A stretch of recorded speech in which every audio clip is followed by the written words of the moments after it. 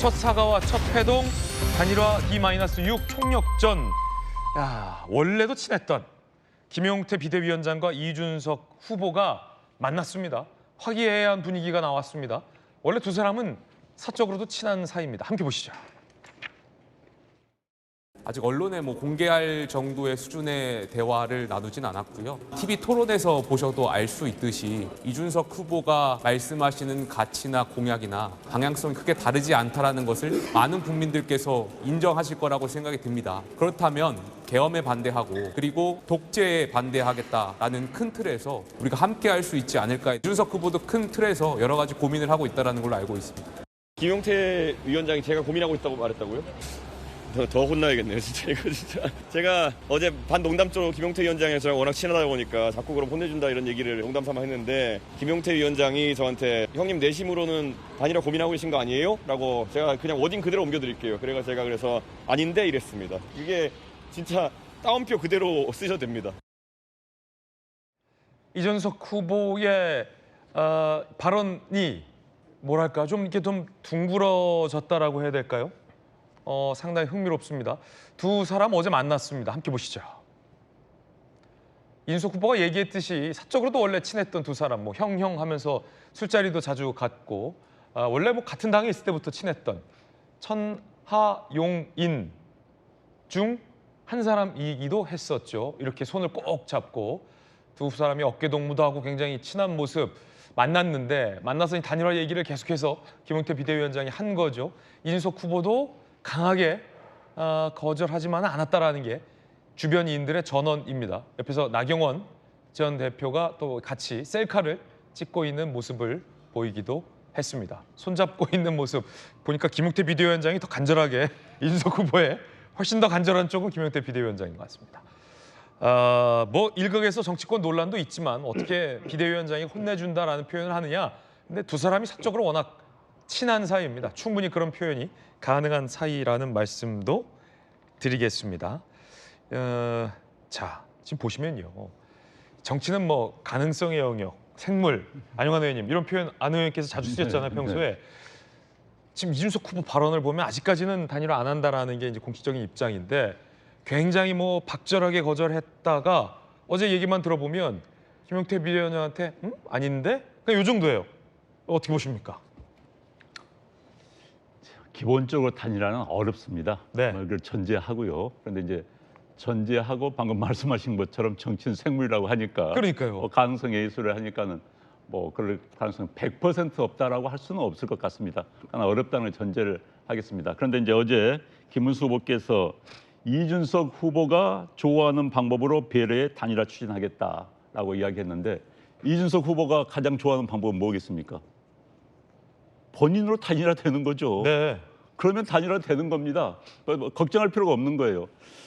제가 지난번에도 말씀드렸지만 단일화의 효과를 내려면은 단일화를 당한 측의 지지자들의 70% 이상이 옮겨왔을 경우에 단일화의 효과가 극대화되는 겁니다. 그런데 지금 상황에서 이준석 후보를 지지하는 유권자들이 이준석 후보가 단일화를 당할 경우에 절반 이상 넘어온다는 보장이 없습니다. 그런 상황에서 그래서 단일화 효과가 극대화시킬 수는 없다고 보여지는 거고요. 가능성이 거의 없어 보이지만 만에 하나 이준석 후보로 단일화가 됐을 경우에는 김문수 후보 지지 유권자들의 상당수가 넘어올 겁니다. 이유는 이재명 후보가 당선되는 것을 막기 위해서. 그래서 저는 만약에 단일화가 된다고 한다면, 그건 매우 어렵습니다만 단일화가 된다고 한다면 효과는 이준석 후보로 단일화 되는 것이 더 높을 것이다. 왜? 중도 확장성이 더 높기 때문에. 또 지금 거듭 이 자리에서 제가 여러 차례 말씀드렸지만 윤석열도 싫고 이재명도 싫다는 그 유권자층이 분명히 있습니다. 그들은 보수일 수도 있고 보수의 일부일 수도 있고 또 중도층일 수도 있는 거예요. 이분들이 지금 마음을 정하지 못하고 흔들리고 있습니다.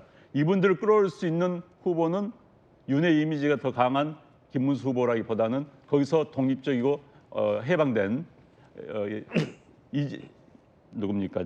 이준석 후보가 더 가능성이 높다고 보여지지요. 저는 가능성 거의 없지만은 만에 하나 단일화가 된다고 한다면은 이준석 후보로 단일화 됐을 경우 단일화 효과가 더 있고 게임은 그러면은 해볼 수도 있다라는 생각이 듭니다.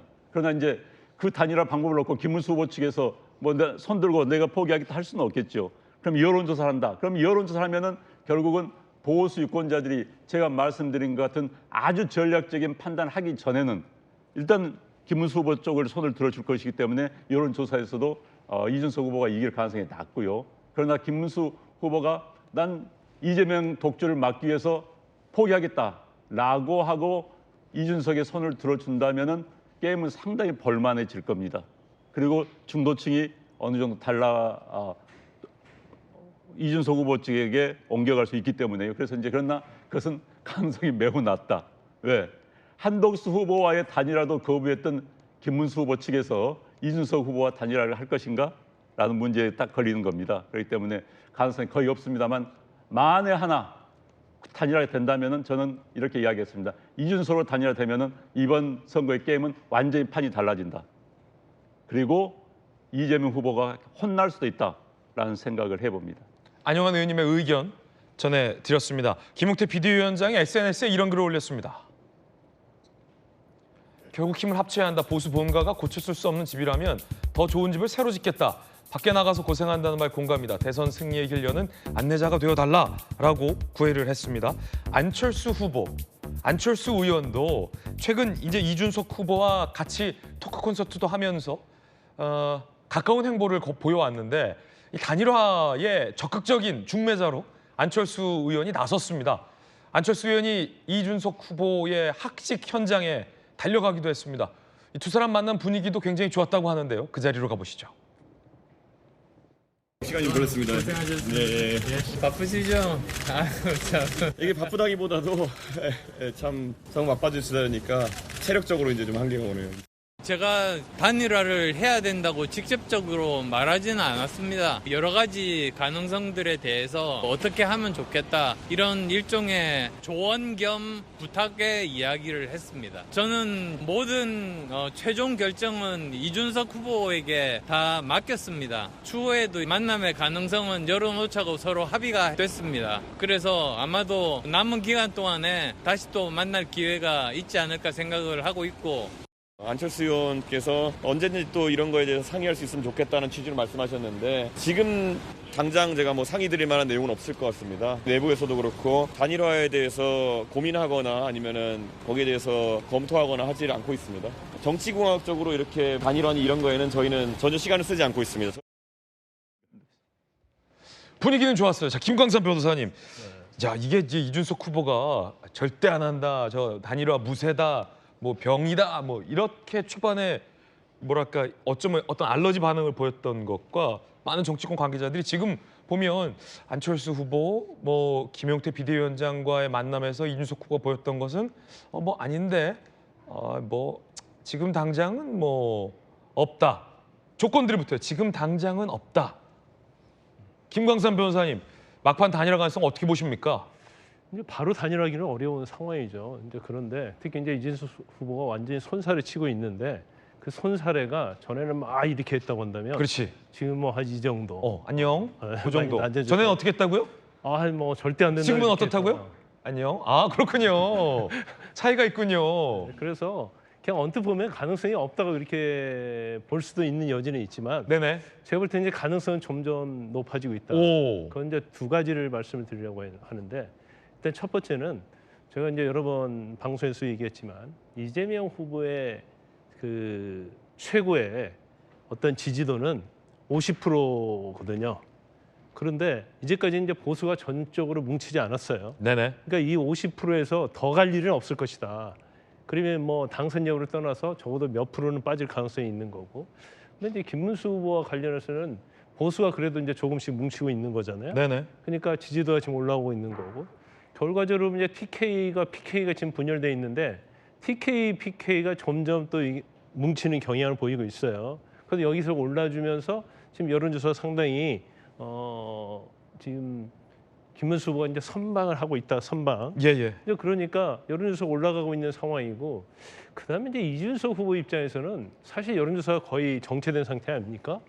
그러면 개혁신당 자체로서 이대로 갔을 때 과연 생존 가능성이 있느냐는 거예요. 완주를 한들 의미가 크진 않다. 그렇죠. 아니 완주해도 마찬가지고 대선 끝난 이후에도 이후에도. 개혁신당의 미래가 보이지 않는 거거든요.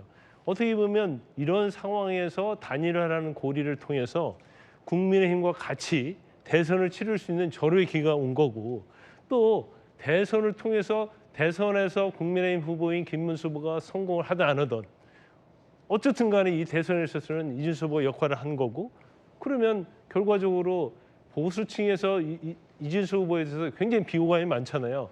이 비호감을 누그러뜨릴 수 있는 그런 뭐 이준석 후보에는 굉장히 좋은 기회다, 저는 그렇게 봐요. 네.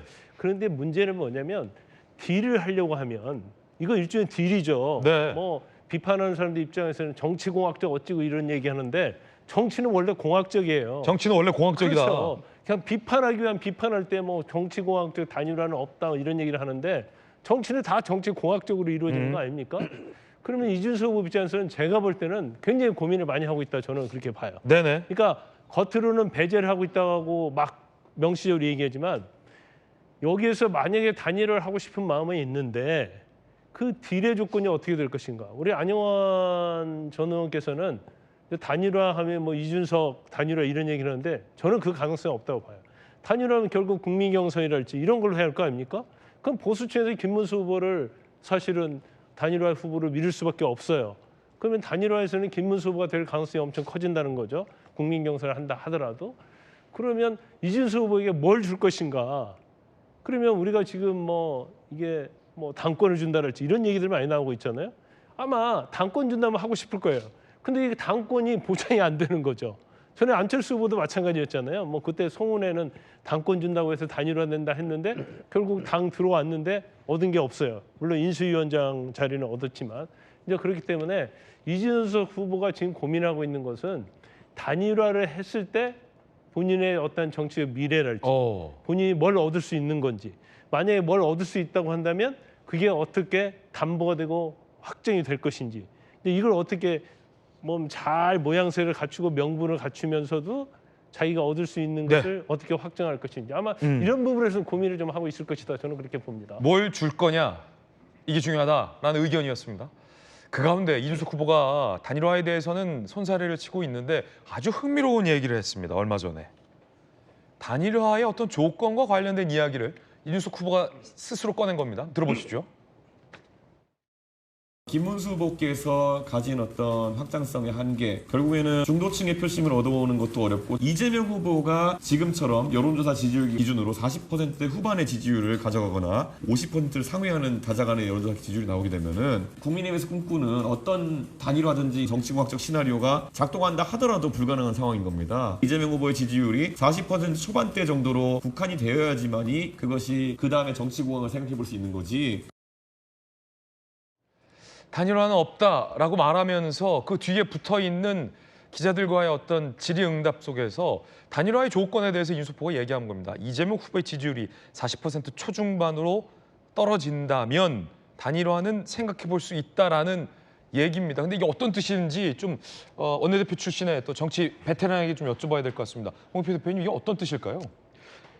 그 단일화했을 때 최소한의 승산이 어느 정도 있어야 된다, 이런 원론적인 얘기예요. 승산, 예, 원론. 그렇습니다. 그래서 원론적인 얘기라고 봅니다. 왜냐하면 단일화해도 40% 한 50대 40으로 진다 이러면 단일화할 이유가 없게 되는 거죠. 해도 지면 할 필요 없다. 그렇습니다. 근데 저는 이런 것 같아요. 지금 뭐 네네. 단일화가 될 거냐 안 될 거냐 이런 얘기들 많이 하시는데, 저는 왜 지금 단일화 프레임이 이렇게 강하게 작동할까?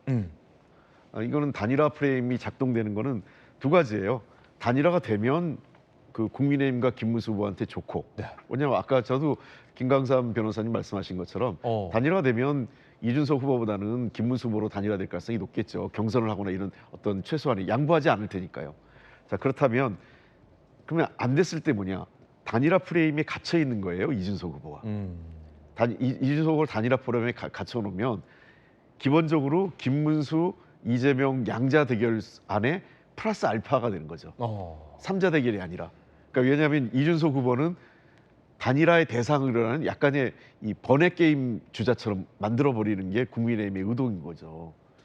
그런 식으로 구도를 끌고 가면 제가 보기에는 이준석 후보 지지율이 오르는 효과를 제어할 수 있을 거예요. 그리고 특히 보수 지지층에서 이준석 후보에게 가려고 했던 분들이 사표 심리 방지, 그러니까 내가 이준석 후보를 찍으면 사표가 될 것 같으니까 김문수 후보를 찍어야겠구나. 이런 생각을 보수 지지층이 갖게 만들기 위해서 사표 방지라든지 또는 프레임 속에 가둬두기 위해서 계속적으로 단일화 문제를 아마 선거 끝날 때까지 얘기할 거예요.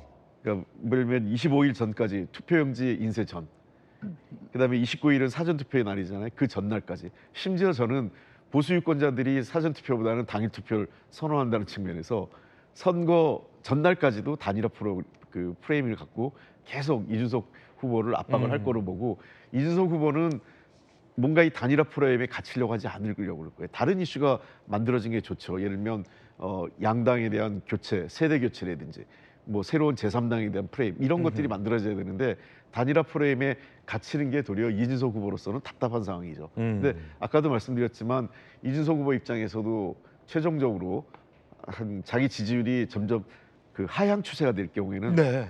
선택의 여지가 좀 바뀔 수도 있다 이렇게 봅니다.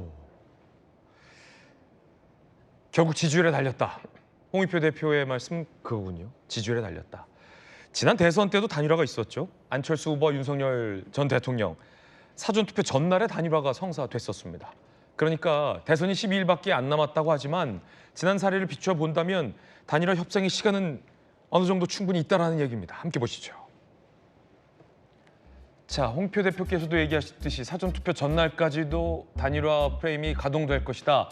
투표 용지 인쇄 전 1차 데드라인에 지난 대선 당시에서도 실패했지만 사전투표 하루 전에 극적인 단일화가 성사됐었던 성공 사례가 있었다라는 겁니다. 달력을 한번 보시죠. 24일 단일화가 성사된다면 투표 용지 인쇄 전에 극적 단일화가 성공이 되는 거죠. 그런데 사전투표 직전에 단일화가 성사된다 하더라도 단일화는 유효하다라는 게 국내힘 안팎의 이야기입니다. 김용태 비대위원장이 밝혔던 이 새집론, 이게 이준석 후보의 마음을 좀 끌 수 있을까? 이것도 좀 궁금한데 우리 성추현 부대변인, 이번에 부대변인 직함을 맡으셨군요? 네, 그렇게 됐습니다. 네, 이건 선거 때까지만입니까? 아니면 전 선대위 부대변인입니다. 아, 그럼 선거 끝나면 다시 정치기 부의장으로? 네. 그렇군요. 알바군요, 일종의. 임시직입니다. 임시직이군요. 어쨌든 뭐 유능하시니까. 이거 새집론, 아예 부수고 새집 짓겠다. 이거는 어떻게 보세요? 그러니까 새집론 뭐 듣기에 좋은 얘기인데, 그러니까 일단 부숴야 되잖아요. 그럼 이번 대선 때 부숴야 되는 거 아닙니까? 그러니까 그럼 부숴야 그 밑바닥부터 다시 지을 수 있는 거기 때문에 이미 뭐 많이 부서져 있는 건 아닙니까? 지금 뭐 많이 허물어져 있는데, 근데 지금 거기에 뭔가 덧대서 하면은 그건 리모델링이고, 그러니까 새 집이라고 하려고 하면은 완벽하게 보수의 재건을 꿈꾸기 위해서는 보수 세력에서 알고 있을 겁니다. 지금 사실 이준석 후보도 계속해서 국민의힘을 고쳐쓰기 위해서는 어떤 세력들이 물러나야 되는지를 알고 있어요. 근데 그 세력들이 지금 떵떵거리면서 아직 그 국민의힘을 장악하고 있단 말이에요. 이 얘기는 사실 국민의힘 당 내부에서도 뭐 한동훈 전 대표나 이런 세력들이 계속 주장하고 있는 겁니다. 그 홍준표 전 시장도 하와이로 떠나면서 그런 얘기 했잖아요. 30년 동안 내가 야전에서 열심히 싸울 때 기득권을 과실을 따먹은 사람들이 있다. 그 사람들이 물러나야 된다. 이런 얘기를 했기 때문에 그런 사람들이 물러나지 않는 한 리모델링, 리툴링 다 안 될 겁니다. 그렇기 때문에 지금 사실 새집론이라 하는 것도 김용태 비대위원장의 이준석 후보를 설득하기 위한 전략이긴 한데, 그럼 이준석 후보도 얘기할 겁니다. 그러면 기존 그 골자들, 기존 구조물을 어떻게 철거할 건데, 기존 그 사람들을 어떻게 물러나게 할 건데, 이게 선행되지 않으면은 사실상의 그 새집론은 이루어지기 어렵고, 그리고 사실 저는 그 단일화와 아까 조건대 막 여러 얘기들을 하셨는데, 김문수 후보와 이준석 후보의 지지율을 합쳤을 때 높아지면, 근데 그거는 별 의미가 없다고 봐요, 저는. 왜냐면은 정치는 산수가 아닙니다. 정치는 1 더하기 1은 2가 아니기 때문에, 때로는 뭐 1 더하기 1이 3이 될 수도 있는 게 정치이기도 합니다만, 1 더하기 1이 1이 될 수도 있고 0이 될 수도 있는 게 정치입니다. 그렇기 때문에 지금 사실 중요한 건 양자 대결이거든요. 양자 대결 지지율이 둘 다 잘 나와야, 그래야 사실 단일화의 목소리가 나올 수 있는 거거든요. 저는 2012년 사례를 떠올려 보면 그 당시 박근혜 후보와 문재인 후보, 안철수 후보. 근데 문재인 후보와 안철수 후보가 다자 대결할 때는 절대 못 이겼어요. 근데 합치면 이기는데, 양자 대결할 때도 합을만 했고, 심지어 안철수 후보는 양자 대결할 때 더 잘 나왔기 때문에, 양자 대결하면 박근혜 후보를 이기는 조사들도 있었기 때문에 단일화를 어떻게 할까 끝까지 고민을 하다가 결국 안철수 후보가 그냥 사퇴함으로써 뭔가 단일화 경선을 거치지 않음으로써 뭔가 단일화의 효과가 제대로 나타나지 않았었거든요. 그런 과거의 사례들로 봤을 때도 지금 이준석 후보가 이야기하는 거는 단순히 우리가 뭐 김문수 플러스 이준석이 이재명을 이긴다 이거 얘기하는 게 아니라 40% 초반까지 떨어져야 양자 대결을 겨우겨우 이겨볼 만할 거다라는 그 얘기를 하고 있는 건데 지금 각종 지표에서 양자 대결에서 안 나와요. 아까 이준석 후보 입에서 김문수 후보가 갖고 있는 중도 확장성의 한계를 얘기했는데 사실 본인도 한계가 있거든요. 이준석 후보는 세대 확장성의 한계가 있습니다. 젠더 확장성의 한계도 있고요.